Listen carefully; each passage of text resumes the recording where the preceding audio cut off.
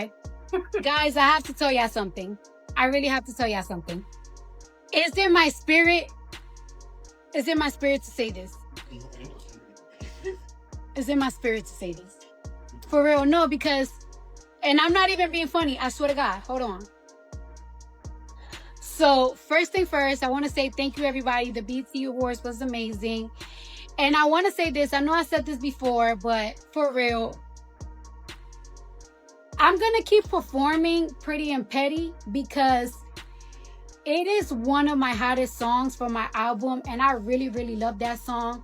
It turns people up. However, I know my fans is going to hate this, but please don't pick on that girl.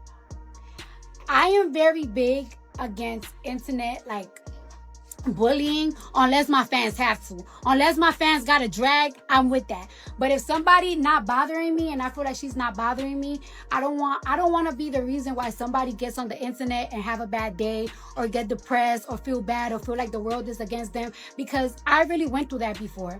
I really went through that before, and like I went through that in 2018, in 2019, 2020, 2021, 2022, when all these bitches was against me, when all these blogs was against me, when every single day was a bad viral tweet about me. And I do like teaching bitches a lesson. Like, it's like, you think you could fuck with me? Bitch, I'll show you. But then after a while, like, I'm one of those people that, like, it's like, I'll kill you and then I feel bad that I killed you and bury you. And then I'll bury you out and I'll be like, my bad that I killed you like that. My bad that I took you away from your family. I didn't really mean that, but you really fuck with me. So I had to do that. But yes, I'm not going to stop performing the show, but I just don't ever want to be the reason why somebody, like, if she don't fuck with me, if somebody don't fuck with me, I don't want to keep fucking with them. You know what I'm saying? Because it just gives bullying. And I'm really not a bully unless I have to.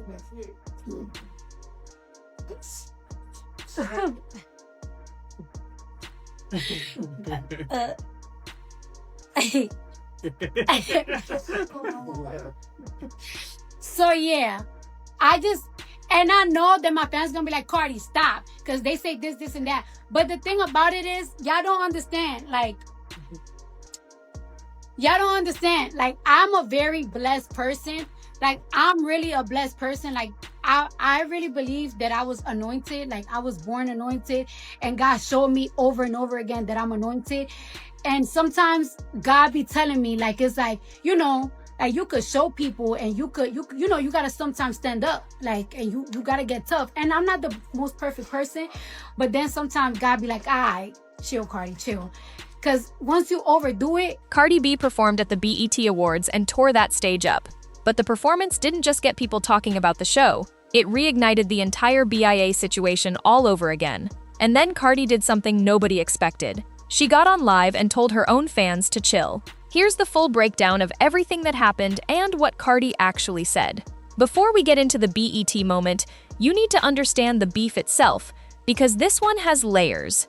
It goes back to 2023. BIA dropped a song called I'm That Girl, and she sampled a Missy Elliott beat. The song got traction, and BIA built some momentum off it. Then in 2024, Cardi came out with her hit, Like What, and used that same Missy Elliott beat. Now, there are different ways to look at that. Sampling the same iconic beat isn't necessarily a direct copy, and Missy Elliott's catalog gets sampled constantly. But BIA took it personally, and she felt like Cardi had lifted her concept. That could have stayed a music industry argument, but it didn't. Things escalated hard when allegations started circulating that BIA was going around to industry people claiming she had footage of Cardi B cheating on Offset. That's a serious claim, and Cardi treated it that way. She came out publicly and made it very clear. If BIA keeps making that accusation, Cardi will sue her and force her to produce the alleged evidence in court. It was a direct challenge. Put up or shut up. BIA did not put up. No footage surfaced, no evidence was ever presented, but she did respond with a diss track called Sue Me. And on that track, she went in on Cardi, not just on the music or the business side, but personally. She talked about Offset cheating on Cardi in their own home. And she mentioned Cardi's children by name. That last part is what took this beef to a completely different level. The moment a person's children get pulled into a public dispute, the temperature changes. You're no longer talking about competing artists having a back and forth. You've crossed into something more personal, more uncomfortable, and for a mother, significantly more infuriating. Cardi responded the way Cardi responds. She put it in the music. Her latest album includes a track called Pretty and Petty, and it was written directly at BIA. The song has been a genuine hit. It's one of the standout tracks from the project, the kind of record that lands with both the bass and casual listeners who might not even know the beef context. So naturally, when Cardi performed Pretty and Petty at the BET Awards, the gang activated. Fans went online and started dragging BIA all over again. The clip of the performance spread, and with it came a fresh wave of people going in on BIA in the comments, the replies, everywhere. And that's when Cardi got on live and said something that genuinely surprised people. She thanked her fans for the BET Awards love first. She said the night was amazing. She made clear she is not stopping performing Pretty and Petty. It's one of her hottest songs and she loves performing it. That's not changing. But then she asked her fans not to drag BIA. She was careful about how she framed it. She said she's not against her fans defending her when they have to. If somebody is actively coming for her, gang can respond and she's with it. But if someone isn't currently bothering her, she doesn't want to be the reason that person gets attacked on the internet. She doesn't want to be the reason someone has a bad day or goes through a period of feeling like the whole world is against them. And here's why that part of what she said hit different. Because Cardi explained that she's lived that experience herself. She talked about a stretch from 2018 through 2022 where she was on the receiving end of constant online pile-ons. Every day there was a bad viral tweet. Blogs were against her. People were coming at her from every direction and it was relentless. She knows what it feels like to log online and feel like the entire internet has decided you're the target for that week or that month. She lived in that for years.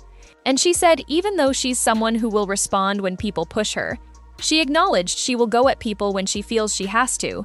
There's always a point where she steps back afterward and feels some kind of way about it. She described it as the feeling of going too far and then wishing she could undo the damage. Not because the other person was necessarily right, but because she's not trying to destroy people. She's trying to stand up for herself. The distinction she drew was between defending yourself and becoming someone who piles on when the other person isn't even actively fighting anymore. Once BIA went quiet, once she stopped poking, Cardi doesn't want to keep the machine running against her. That's the line. She also talked about her faith in all of this. She was honest that it's not always a clean calculation for her. Sometimes the urge to respond is strong and she goes for it, and sometimes she pulls back. But her belief is that there's a cost to being a bad person, that it catches up with you, and that she wants to stay in a space where she feels like she's living in a way that keeps her blessed. That includes not wanting to be the cause of someone else's suffering when she doesn't need to be. Coming from Cardi B, who has a public reputation as someone who absolutely will not let things go unchallenged, this message was notable. It's not what people expected her to say after a show like that. She also revealed something on the live that was more personal and more relatable than most people probably anticipated. She talked about her anxiety around television performances. She said she can perform in front of any size crowd at a live show without a problem. She can lock in and deliver. But something about being on TV, with cameras on her, sends her into a completely different headspace. Her mind doesn't settle. She gets genuinely nervous in a way that doesn't happen at regular shows. She said this is actually part of why she avoids TV appearances and red carpets. It's not disinterest or attitude, it's anxiety. She described the physical experience of it, not wanting to eat before a televised performance, feeling sick before she goes on, her mind racing in a way she can't fully control. Her team pushed her to perform at BET because she had just put out an album and the platform matters, and BET has been consistently supportive of her throughout her career. So she pushed through it. She said she wanted gang to know that in the future, if they ever see her about to perform on television, the most helpful thing they can do is send calm energy rather than hyping her up. Because she is already managing a level of nerves that the audience never sees once she gets on stage and delivers. And she did deliver. The performance was well received, the song clearly connected with the BET crowd, and by her own account afterward, she was relieved and excited. She had a whole night ahead of her, she was staying in LA, and she was planning to celebrate. What this whole night shows about Cardi, both the performance and the live afterward, is something that gets overlooked in a lot of coverage of her. She's someone with genuine emotional complexity. She will go hard when she feels disrespected. She has a diss track performing at the BET Awards that she intends to keep in her set list. And at the same time, she gets on live and asks people not to bully on her behalf. She admits she has performance anxiety. She talks about wanting to stay in God's favor and not overdoing it even when she's in the right. That's not the one-dimensional persona a lot of people try to put on her. That's someone who actually thinks about what she's doing and what it costs. The BIA situation hasn't officially ended. Cardi said herself that if they ever cross paths, it's likely going to be confrontational regardless. But as far as the internet side of it goes, she's asking gang to let it breathe. Whether they listen is a different question. What do you think? Was Cardi right to tell her fans to stand down, or should she have just let gang do what they do? Let me know in the comments. And subscribe so you don't miss the next update on this, because with Cardi, there is always a next update on